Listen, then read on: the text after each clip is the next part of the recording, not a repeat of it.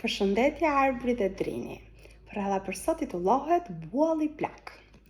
Çdo mëngjes, bualli plak hapte syt gjithë përtes dhe me zi ngriheje bëhej gati, jo për të shkuar në punë, po për të bërë shëtitjen e mëngjesit. Rënd, duke I hedhur hapet me zor, merrte rrugën dhe ndalesën e parë e bënte në baçën e lepurit, I cili ishte ngritur që pak dhirë mirë dhe kishte nisur të prashiste lakrat dhe karrotat. Lepurushi hidheje po dridhe sa në një cep të baçës në cepin tjetër, dhe baçja e tij ishte vërtet për të pasur zili.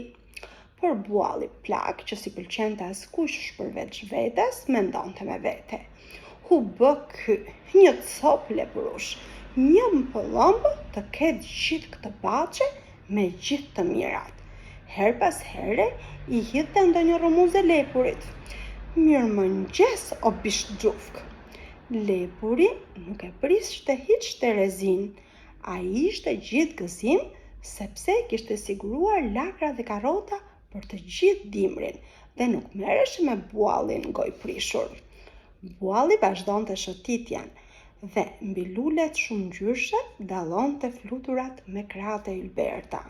Flutura I lëvizte krahët gjithë elegancë dhe shkonte të përshëndeste lulet një nga një. Bualli plak mendonte: të rroj bukuria moje shkret, po mend në kokë nuk ke asnjë fije. Pa le mbahesh edhe më të madh me ato 2 fletë të dobta që ke, që unë po të dua me një thundër të bëj cope qik. Gjithkush e shikonte fluturën ngelte gojë hapur nga bukuria e saj dhe gëzoi kur ajo I afrohej, ndërsa bualli e shikonte gjithë I natë. Megjithatë, flutura nuk e vriste mendjen për buallin zezveke të mërzitshëm.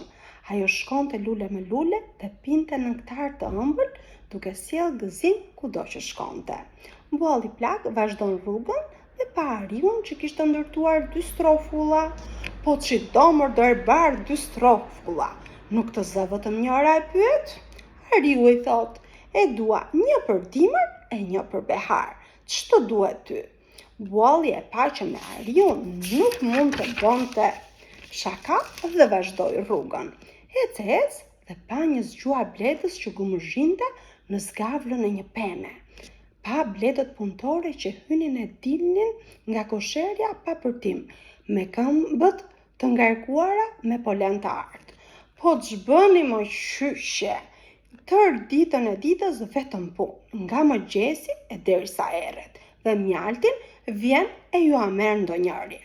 Por bledët nuk u shqetësuan nga fjalët e buallit budalla, po vazhdonin punën e tyre, sepse ato kishin thumbin që I mbronte nga çdo armik dhe nuk mund të merreshin me ligësitë e buallit plak. Ec bualli e mendonte: të gjithë u treguan të pasjellshëm e të këqij me mua. Po shkoi dhe po ankohen tek Luani, mbreti I pyllit. Luani kreshpëroi kreshtën shkrenare dhe e pyeti buallin se pse kishte ardhur. Bualli filloi të ankoi për të gjithë banorët e pyllit pa përjashtim, se si lepuri zgjohej që me natë dhe I prishte gjumin. Flutura krahalet që bënte gjithë ditën vetëm fluturonte nga një lule në tjetrën. Ariu që s'bënte punë tjetër vetëm ndërtonte strofkulla, edhe për çfarë I donte 2 në fund të fundit. Për bledët punëtore që s'ndalnin punën që nga mëngjesi e derisa erreshe.